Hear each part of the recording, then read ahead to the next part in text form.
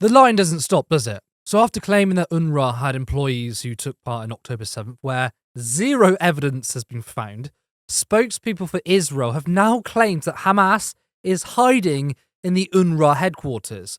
Editor of the Jewish Chronicle Jake Wallace-Simons posted this. Look at what the IDF found under the UNRWA headquarters in Gaza, a secret subterranean data center used for intel and comms. No surprises that Hamas abuses humanitarian work as cover, and no surprise that UNRWA had no idea it was there. This is the image he posted with it, but it didn't take long to debunk. In fact, a couple of seconds. This was one of the replies. It's inverters, guy. Stop being so dramatic. Then linked to a tweet from Craig Murray showing that it is indeed used for solar panels. The Hamas tunnel under UNRWA, proclaimed by entire Western mainstream media, is a cellar with solar power inverters underground to be kept cool. That is why it is linked to UNRWA with cables coming up through the floor. It is a power source. Those green boxes clearly visible in the IDF video. And you can see the boxes in the video are exactly the same as that screenshot. But people look at that, or pro-Israel people look at that and go, oh look, electricity must be Hamas. Although Palestinians are animals and cavemen-like who are also just like Hamas. So that makes no sense, but we'll just throw shit at the wall and hopefully some of it sticks. That is apparently evidence of a data center which is being amplified by much of our media. And it's insane because there has been no evidence of this, but someone just went, look, there's some kind of technology we don't recognize. Let's just lie and say it's a data center. Don't worry if it gets debunked. The point is to spread the idea. And it works because cheerleaders for Israel will use anything in order to justify the genocide. Half of them probably know it's a lie, but they don't care. The occupation has been going on for 75 years. Israel has never needed an excuse before. They just do it. This evidence makes no impact on their decision making. It's just a cover for the Western media to gobble it up. And guess what? They do. Now, it's not just fake journalists peddling this myth, but Israeli officials. Elon Levy, the Israeli government spokesperson, posted this. Turns out UNRWA's HQ was literally the nerve center of the Hamas terrorist army. Dismantle UNRWA now. He then quote tweeted a post with images claiming that this is evidence of Hamas operating in UNRWA. Well, the data center has been debunked. They're for solar panels. But what about the tunnels themselves? Well, there's an interesting thread that craps all over these false claims. So first off, the IDF discovered this underground center by drilling a hole, which is strange because if they had to drill, then where's the entrance exit for supposedly Hamas operators? Then selected journalists were allowed to come on this PR tour, but they weren't allowed inside to document it for themselves. Instead, they had to stay outside and watch it from a small monitor. Now, it gets really interesting. So apparently the IDF used a drone to go through the hole and film the tunnels. When it's a drone, it's controlled by someone and it will move anywhere it wants to in the exact way you want it to.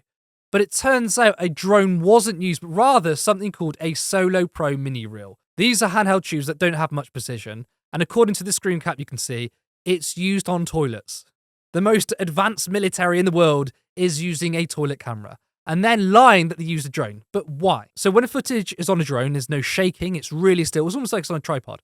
Obviously, holding it by hand, the footage will be shaky. Now, my guess is that it will be easier to manipulate since the footage will be less clear. Now, the poster claims that the footage seen on the monitor is actually pre-recorded. So to me, it's relevant if the camera is on a drone or held by hand, because if the footage is cutting from a live feed when they enter the hole to pre-recorded footage, it being held by hand, which will be shaky, it's easier to make a sleight of hand cut in order to fool journalists. If you work with cameras, you'll probably understand what I mean. In fact, it's actually explained in the follow-up tweet. And this video on a small reflective screen probably did not contain a crucial transition from the drilled hole to the data center, nor did any of the videos released by Israel.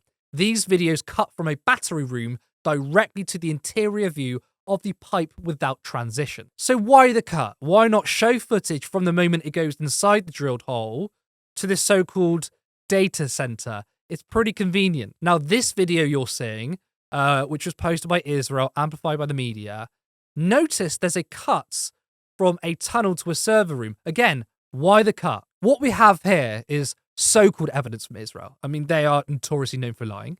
And this evidence poses a lot of questions. So much so that Jeremy Scahill, who works for The Intercept, shared it and is skeptical of these findings. So it's not like this random Twitter user is just throwing out loads of crazy ass shit. I mean, someone from the mainstream media is saying these are some good questions, there's some holes in their stories. So credit to Michael Cobbs on this thread, and he goes on to question many other claims from Israel, so it's worth a read.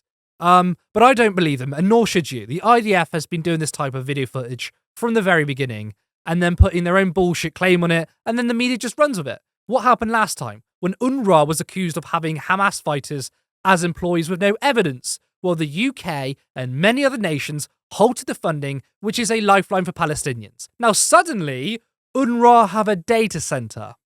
That's quite the coincidence, don't you think? And I guarantee you'll see more UNRWA Hamas evidence, but don't you think the timing is interesting? I mean, the last time Israel made a claim about UNRWA, most of the West condemned and pulled its funding. Israel now knows this works, so UNRWA is the main target. There is no concrete evidence UNRWA is working with Hamas, but that doesn't matter because the goal for Israel is to destroy UNRWA. Destroy UNRWA, kill loads of Palestinians. But ordinary people see through it. There is a possibility that it turns out that Hamas does work inside UNRWA HQ, but given the track record of Israel and the god-awful propaganda campaign that's been going on, I think this is a load of crap. If you enjoyed this video, make sure you like and drop a comment. It's good for the algorithm, and I'm interested in what you have to say. If you're not already subscribed, please do, and hit the notification bell. You can also support this channel by becoming a member for 99p per month, and if you're feeling a little more generous, then you can support us on Patreon for £3 or £5 per month.